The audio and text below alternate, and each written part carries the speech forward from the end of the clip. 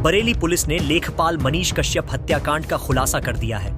Police ने इस मामले में आरोपी ओमवीर उर्फ अवधेश और नन्हे पुत्र सुखराम को गिरफ्तार किया है, जबकि इस मामले में सूरज और नेत्रपाल अभी फरार है। लेखपाल का कंकाल रविवार को मिर्जापुर गांव के पास सुनसान इलाके में नाले से बरामद हुआ था। 27 नवंबर को लेखपाल की अपहरण के बाद हत्या कर दी गई थी। पुलिस पूछताछ में आरोपी ओमवीर ने लेखपाल मनीष कश्यप की हत्या करना कबूल किया है। उसने बताया कि उसके ऊपर काफी कर्ज था और 2 पत्नियां हैं, एक नोएडा में तो दूसरी बरेली में रहती है। उनका खर्चा भी चलाना पड़ता है। वही एक कार है जिसकी 2 किस्तें जमा करनी थी, जिस वजह से उसने लेखपाल मनीष कश्यप का अपहरण कर लिया था और 4 लाख रुपए की फिरौती मांगने की प्लानिंग की। लेकिन फिरौती मांगने से पहले पुलिस ने आरोपी ओमवीर को गिरफ्तार कर लिया। ओमवीर की निशानदेही पर पुलिस ने लेखपाल के कंकाल को बरामद कर लिया। दरअसल ओमवीर के ऊपर पहले से 3 मुकदमे चल रहे हैं। कुछ दिनों पहले ही वह जेल से जमानत पर बाहर आया था। उसकी जमानत में भी काफी रुपया खर्च हुआ था, जिस वजह से ओमवीर पर काफी कर्ज हो गया। ओमवीर ने एक कार फाइनेंस कराई थी, जिसकी ईएमआई भी उसको देनी पड़ती थी। वही 2 बीवियां होने की वजह से खर्च और अधिक बढ़ गया था, जिस वजह से उसने लेखपाल का अपहरण किया। पुलिस पूछताछ में ओमवीर ने बताया कि लेखपाल मनीष कश्यप मेरी जात का होने के कारण मेरा पूर्व से ही परिचित था।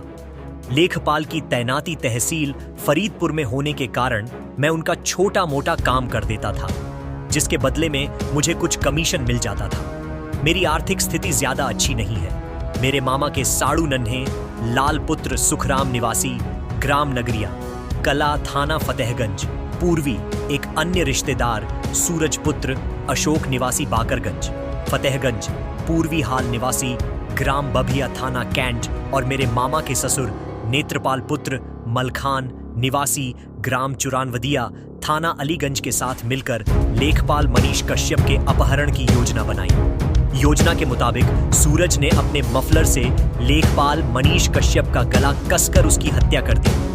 नशा ज्यादा होने के कारण लेखपाल मनीष कश्यप विरोध नहीं कर सका। सबको ठिकाने लगाने के लिए हम लोगों ने कार को बदायूं रोड की तरफ बढ़ा दिया। सही स्थान न मिलने के कारण वापस बुखारा रोड पर मिर्जापुर गांव के पास कच्चे रास्ते पर बहने वाले नाले में लेखपाल के शव को डाल दिया। शव को डालने से पहले हमने उसकी तलाशी ली, जिससे उसकी जेब से पर्स व कुछ अन्य सामान मिला। शव को नाले में डालने के बाद हम लोग अपने अपने घर चले गए। दिनांक 27 तारीख को फरीदपुर थाना अंतर्गत लेखपाल श्री मनीष कश्यप जी के तहसील जाने और उसके बाद वापस घर न आने के संबंध में 28 तारीख को थाने को सूचना मिली थी। इस संबंध में एफआईआर दर्ज की गई थी। एफआईआर की विवेचना थाना फतेहगंज पश्चिमी को परिजनों के अनुरोध पर ट्रांसफर करते हुए 4 टीमों का एसपी क्राइम के नेतृत्व में गठन किया गया। इन टीमों के द्वारा लगातार CCTV footage, surveillance, cyber cell के माध्यम से काम किया गया। कल अभियुक्त ओमवीर कश्यप को इस टीम के द्वारा गिरफ्तार किया गया, हिरासत में लेकर पूछताछ की गई। इसकी निशानदेही पे थाना कैंट अंतर्गत एक नाले के पास से कुछ अवशेष शव के बरामद किए गए हैं, जिनको पोस्टमार्टम के लिए भेजा गया है और डीएनए टेस्ट भी कराया जाएगा, ये वेरीफाई करने के लिए कि जो इसके द्वारा बताया गया है कि ये मनीष कश्यप जो लेखपाल थे जिनकी हत्या इसके द्वारा कर दी गई और वहाँ पे शव फेंक दिया गया जिसके अवशेष मिले हैं। इसके साथ साथ जो कपड़े उन्होंने पहन रखे थे जिस दिन वो गायब हुए हैं, वो कपड़े भी पुलिस के द्वारा बरामद किए गए हैं इसकी निशानदेही पे वहीं से। और उनसे जुड़ी हुई कुछ चीज़ें, जिसमें एक नापने की इंच टेप है, लेखपाल जो थे उनकी मोहर है, इंक पैड है, ये सारी चीज़ें इसके घर से बरामद की गई हैं। उनके पास कुछ कागजात थे, वो भी कुछ अर्ध जले कागजात बरामद किए गए हैं। जो घटना में अर्टिगा गाड़ी प्रयुक्त की गई थी वो इसी की गाड़ी थी, ओमवीर की गाड़ी थी, वो भी बरामद की गई है। इसके साथ साथ इसका एक रिश्तेदार नन्हे भी गिरफ्तार किया गया है। अभी तक जो इनसे पूछताछ में पिछले 24 घंटे में हम लोगों ने जो बातचीत की है, पूछताछ की है, ये कहानी सामने आई है कि ये 6-7 महीने से लेखपाल मनीष कश्यप जी को जानता था और ये उनके पास तहसील में भी जाता था। इसकी फ़ोन पे भी उनसे वार्ता होती थी। इसके पास पैसे की तंगी थी। ये लगभग 5 महीने पहले जेल गया था और जो पैसा इसके पास था वो बेल के दौरान इसका खर्च हुआ, तो इसको पैसे की आवश्यकता थी। उसके लिए इसने प्लान किया अपने रिश्तेदारों के साथ मिलकर कि लेखपाल का अपहरण करके उसके परिजनों से पैसे की मांग करेगा। 4 लाख रुपए की मांग करने का इनका प्लान था। उस दिन इन्होंने फ़ोन से उनको बुलाया और फ़ोन से बुलाने के बाद शराब पीने के बहाने इन लोगों ने शराब पी भी और उसके बाद जब वो ज़्यादा नशे में हो गए तो नेत्रपाल, एक और इसका रिश्तेदार है जो एक फार्म हाउस पे काम करता है, वहाँ लेके गए। वहाँ नेत्रपाल को जब नेत्रपाल घबरा गया, उसने मना कर दिया कि वो वहाँ पे इसको बंधक नहीं रखेगा। फिर दोबारा गाड़ी में लेके मनीष कश्यप को लेके गए और घुमाते फिरते हुए सूरज, जो इसका एक और रिश्तेदार है, उसने अपने मफलर से उसकी हत्या कर दी। वो संबंधित मफलर भी पुलिस के द्वारा बरामद किया गया है। हत्या करने के बाद जिस जगह से बॉडी बरामद हुई है वहाँ इनके द्वारा फेंक दी गई और जो बचा हुआ लेखपाल का सामान था वो ये ओमवीर अपने घर लेके चला गया।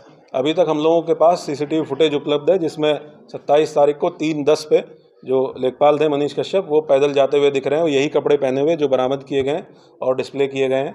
उसके बाद 3:45 पे अर्टिगा गाड़ी उसी रूट से जाते हुए दिख रही है जो अभियुक्तों के द्वारा बताया गया है। वो भी फुटेज पुलिस के द्वारा कब्जे में लिए गए हैं। जो 2 अभियुक्त आज गिरफ्तार किए गए हैं उन दोनों की ऑडियो रिकॉर्डिंग्स हमारे पास 2 उपलब्ध हैं और भी हमारे पास साक्ष्य उपलब्ध है। कुछ उसमें से आपके साथ शेयर किया गया है जिसमें ये लोग बातचीत कर रहे हैं कि जो अभियुक्त है ओमवीर, वो पूछ रहा है कि कॉल कर दिया जाए या नहीं कर दिया जाए, रिचार्ज करा दिया जाए या नहीं करा दिया जाए। और जो इसका रिश्ते में मामा लगता है वो बता रहा है कि अभी कुछ मत करो, कोई रिचार्ज मत करो, फंस जाओगे, लंबे चले जाओगे। इस तरह की बातचीत, इनकी 2 कॉल्स हमारे पास हैं। उसमें एक ये भी बात आई है कि जो भी सामान बचा हुआ है उसको फेंक दो, उसको बहा दो, नहीं तो फंस जाओगे। ये सारी चीज़ें हम लोगों के द्वारा कनेक्ट की गई। बैंक स्टेटमेंट भी ओमवीर का निकाला गया है जिसमें 0 बैलेंस लगभग सितंबर के महीने में पता चला है। जो गाड़ी थी इसकी किस्तों पे थी, जिसकी 3 किस्त संभवतः ये नहीं भर पाया, जो ओवरड्यू है, पेंडिंग है। तो अभी तक की पूछताछ से ये चीज़ें प्रकाश में आई हैं। 2 अभियुक्त गिरफ्तार किए गए हैं। 2 अभियुक्त सूरज और नेत्रपाल ये अभी फरार हैं। इनकी गिरफ्तारी के लिए टीमें गठित की गई हैं।